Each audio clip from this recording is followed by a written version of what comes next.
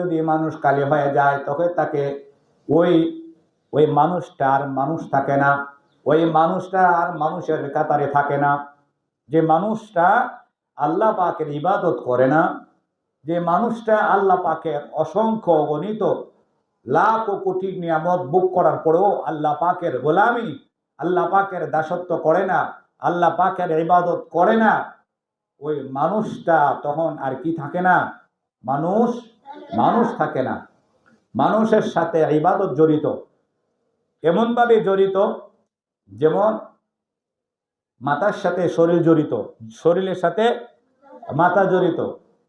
মাথা না থাকলে যেমন শরীরের কি নাই, কোনো ভ্যালু নেই, তেমনি ভাবে একটা মানুষের যদি ইবাদত না থাকে, একটা মানুষের যদি বন্দেগী না থাকে, তাহলে ওই মানুষটা কি থাকে না, কোনো ভ্যালু থাকে না, ওই মানুষটা আর মানুষের কাতারে থাকে না। আমরা জানি আমাদের সমাজের জীবজন্তু হায়াওয়ান কি করে না, নামাজ পড়ে না, এরা কোরআন শরীফ পড়ে না, এরা কালামুল্লাহ শরীফ পড়ে না, কালামে হাকিম তিলাওয়াত করে না, ওরা পড়তেও পারে না, ওরা সেজদা দেয় না, ফজরের আজান দিলে মসজিদে যায়, গরু ছাগল মসজিদে যায়, কারণ হায়াওয়ানের সঙ্গে জানোয়ারের সঙ্গে ইবাদত জড়িত না। এদের সঙ্গে জড়িত হইল খানা, ঘুমানো আর বাচ্চা জন্ম দেওয়া, গুনাহের কাজ করা, এটা পশুদের স্বভাব। মানুষের স্বভাব আল্লাহর ইবাদত করা, মানুষের স্বভাব, যেই স্বভাবটা যদি মানুষের ভিতরে না থাকে, ওই মানুষটার মানুষ থাকে না, কি হয়ে যায়, হায়াওয়ান হয়ে যায়, পশু হয়ে যায়।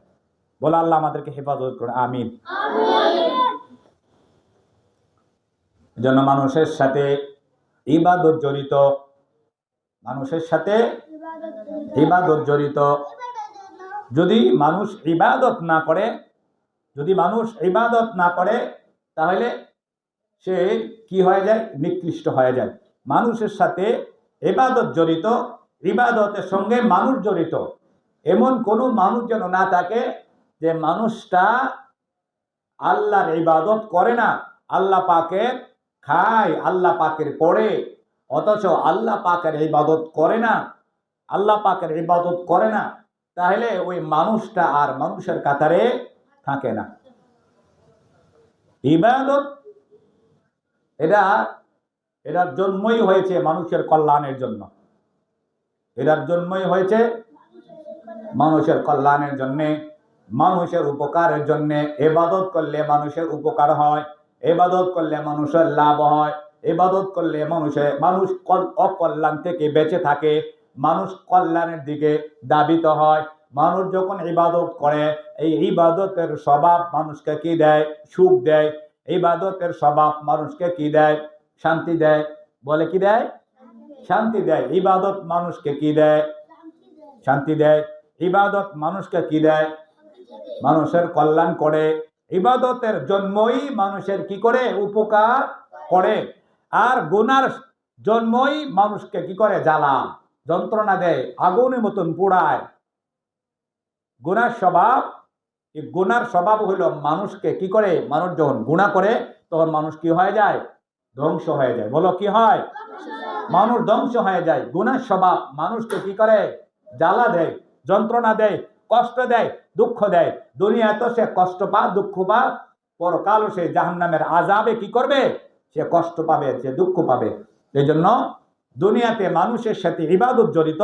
যে মানুষটা ইবাদত করলো না, সে দুনিয়ার সবচেয়ে গুনাহের কাজ করলো। আর গুনাহের কাজ করা কার স্বভাব, পশুর স্বভাব। বলো, গুনাহের কাজ করা কার স্বভাব, গরু মানুষের ক্ষেত খায়, মানুষের ক্ষেত খায়, সাপ মানুষকে দংশন করে, কুকুর মানুষকে কামড় দেয়, দেখে দেয় না, কথা কয় না, মানুষ দেখে দেয় না।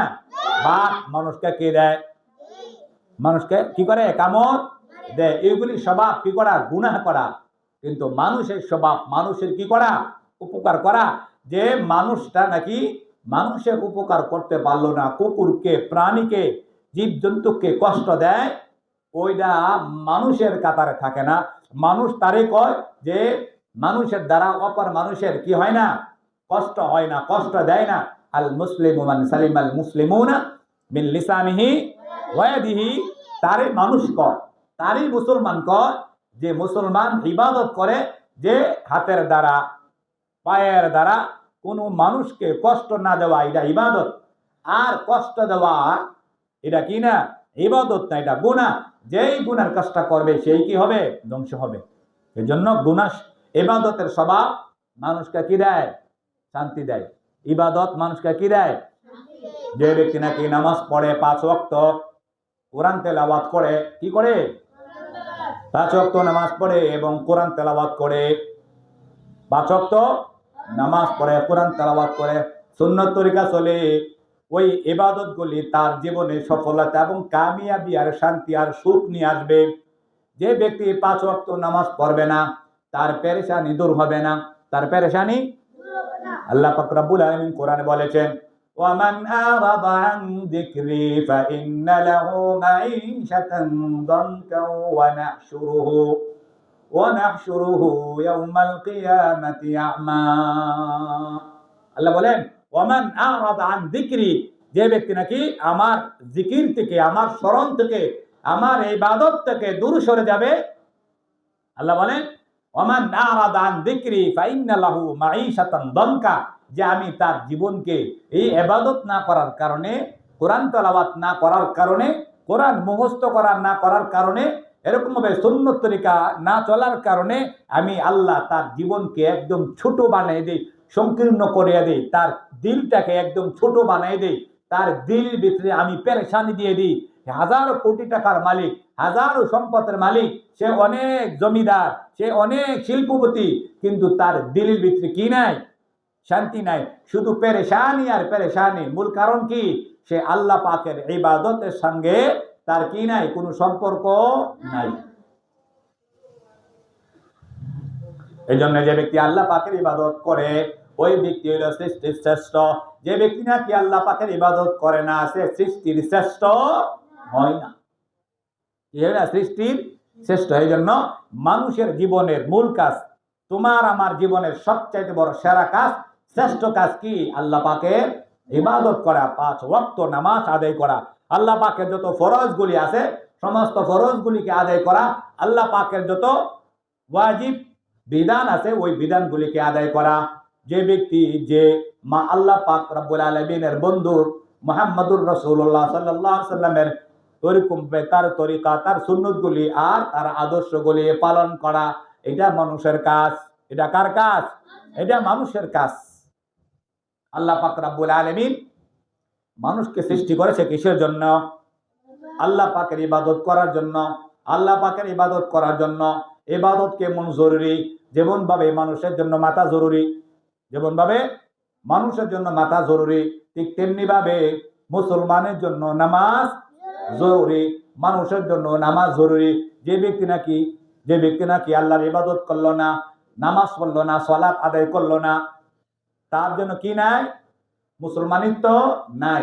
যেমন তার মাথা নাই, কোন ব্যক্তির কি নাই, মাথা নাই, তারে কি মানুষ কইব, তারে কি চিনা যাইব, সে কাফের না মুসলমান, কথা কয় না, চিনা যাব, পার্থক্য করা যাব, সে মুসলমান না কাফের বোঝা যাব।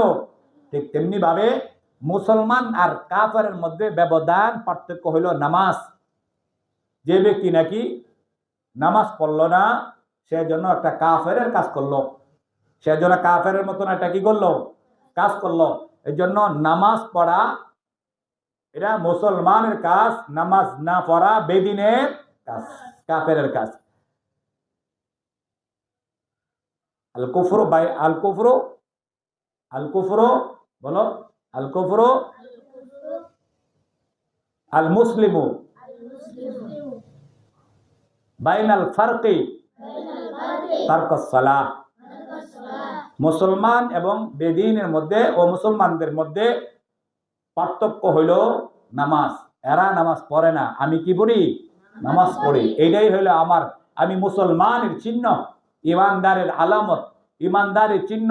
প্রত্যেকটা জিনিস কি থাকে, একটা আলামত থাকে, চিহ্ন থাকে, থাকে না? তুমি যখন হাফেজ, তোমার একটা চিহ্ন আছে, আছে না নাই? এটা যে একটা মসজিদ, এটা কি আছে, একটা চিহ্ন আছে, মসজিদের একটা চিহ্ন আছে না? মাদ্রাসার এটা একটা কি চিহ্ন আছে, আলামত আছে। ঠিক তেমনি ভাবে মুসলমানেরও কি আছে, একটা চিহ্ন বা আলামত আছে। চিহ্ন বা আলামত কি? যে নামাজ পড়া, কোরআন শরীফ পড়া, কোরআন শরীফ মুখস্থ করা, মাথার মধ্যে টুপি রাখা, পাঞ্জাবি পড়া, সুন্নত তরিকা চলা, গুনাহের কাজ না করা, এটা মুসলমানের কাজ। ইমানদারের চিহ্ন সালাত, ইমানদারের চিহ্ন সালাত, নামাজ, এটা মূল কাজ। ইমান আনা যেমন ফরজ, ইমান আনা যেমন ফরজ, ইমান আনার পরে নামাজ পড়া আরেক ফরজ। ইমানদারদের পরীক্ষা হলো নামাজ। ইমানদারদের পরীক্ষা কি? ইমানদারদের পরীক্ষা হলো নামাজ। যে ব্যক্তি নামাজ পড়লো না, সে কিয়ামতের ময়দানে নামাজ এসে পাস করবে না ফেল করবে? ফেল করবে। কয়েছে কি বলো, ছাত্ররা যখন মাদ্রাসায় ভর্তি হয়, স্কুলে ভর্তি হয়, তখন এই স্টুডেন্ট ছাত্রদের পরীক্ষা হয় না? কথা পায় না? মাসে মাসে পরীক্ষা হয়, সপ্তাহ সপ্তাহ পরীক্ষা হয়, বছরে 3টা পরীক্ষা হয় কি হয় না? যে ব্যক্তি পড়াশোনা করলো, ভর্তি হইল, কিন্তু পরীক্ষা দিল না, তারা কি ছাত্র কইব? ঠিক তেমনি ভাবে যে ব্যক্তি নাকি ইমানদার, ইমানদার, ইমানদারি পরিচয় দিয়েছে কিন্তু কি করে না? নামাজ আদায় করে না, 5 ওয়াক্ত নামাজ পড়ে না। আজান হচ্ছে মসজিদ থেকে, হ্যাঁ, স্মৃতি মধুর কণ্ঠে আজান হয় ফজরের, কিন্তু ঘুম থেকে জাগ্রত হয়ে মসজিদে নামাজ পড়তে আসে না, নামাজ পড়তে আসে না। এই যে আসে না, সে যেন একটা কাফেরের কাজ করলো, আর যে আসলো সে যেন একটা মুসলমানের কাজ করলো। এই জন্য আমার আর তোমার আপনার সকলের জীবনের আসল মাকসাদ, আসল উদ্দেশ্য, দুনিয়াতে আসার মাকসাদ হইল আমি যেন আল্লাহ পাকের ইবাদত করি। বলো, আমি যেন আল্লাহ পাকের ইবাদত করি, আমি যেন আল্লাহ পাকের গোলামি করি। ইবাদত করলে আমার লাভ হবে, ইবাদত না করলে আমার লস হইব, ইবাদত না করলে আমার ক্ষতি হবে। ইবাদত করা আমার লাভ, ইবাদত করলে আমার লাভ হবে, আমার উপকার হবে, আমার কল্যাণের জন্য আল্লাহ আমাকে ইবাদত দিয়েছে। আমি যদি ইবাদত না করি, আমি যদি বন্দেগী না করি, আমি যদি গোলামি না করি, তাহলে আমার নিজের ক্ষতি নিজেই হবে। কথা ঠিক নেই? কিয়ামতের ময়দানে আল্লাহ পাক রব্বুল আলামিন বান্দাকে বলেন, ওই বান্দা, ওই বান্দা, মা সালাকাকুম ফি সাকার, মা মা সালাকাকুম ফি সাকার। সে কি ফেরেশতারা মুসলমানদেরকে বলবে, মানুষদেরকে বলবে, ওই মানুষ, তোমাদেরকে কেন সাকার নামক জাহান্নামে নিয়ে আইলো? কে নিয়ে আসলো? কোন বদামলে তোমাদেরকে জাহান্নামে নিয়ে আইলো? কোন গুনাহের কারণে, কোন খারাপ কাজের কারণে? জেলখানায় গেলে একজন একজনকে আপনি কি অপরাধ করছেন? আপনি কি কারোর মার্ডার করছেন নাকি, খুন করছেন নাকি, আপনি কি করেন, কি কারণে আপনি জেল আইছেন? কয় কি কয় না? ঠিক তেমনি ভাবে কিয়ামতের ময়দানে যখন মানুষ জাহান্নামের জেলে যাবে, মানুষ যখন জাহান্নামের জেলে যাবে, ফেরেশতারা বলবে, মা সালাকাকুম ফি সাকার, মা সালাকাকুম, যে সাকার নামক জাহান্নামে তোমাকে কোন অপরাধের কারণে নিয়ে আসলো? ওরা বলবে, ক্বালু ক্বালু লাম নাকু মিনাল মুসাল্লিন।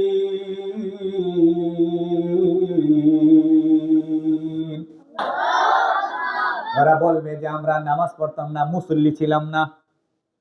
আমরা কি ছিলাম না? মুসল্লি ছিলাম না, নামাজ পড়তাম না। قالوا لم نك من المصلين ولم نك نطعم المسكين। আমরা মিসকিনদেরকে, অসহায় যারা ছিল, গরিব, তাদেরকে আমরা আহার করাইতাম না। গরিবদেরকে আমরা কি করতাম না? আমার পাড়া প্রতি একজন গরিব ছিল, তাকে আমরা খাওয়াইতাম না।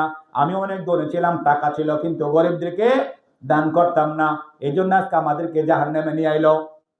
মানুষ জাহান্নামে কেন যাবে? নামাজ না পড়ার কারণে জাহান্নামে যাবে। এজন্য জাহান্নাম থেকে যদি বাঁচতে চাই, যদি এই অকল্যাণ থেকে, খারাপি থেকে যদি নিজের আত্মাকে বাঁচাইতে চাই, তাহলে আমার জীবনের মূল কাজ নামাজ আমার আদায় করতে হবে। কথা ঠিক নেই?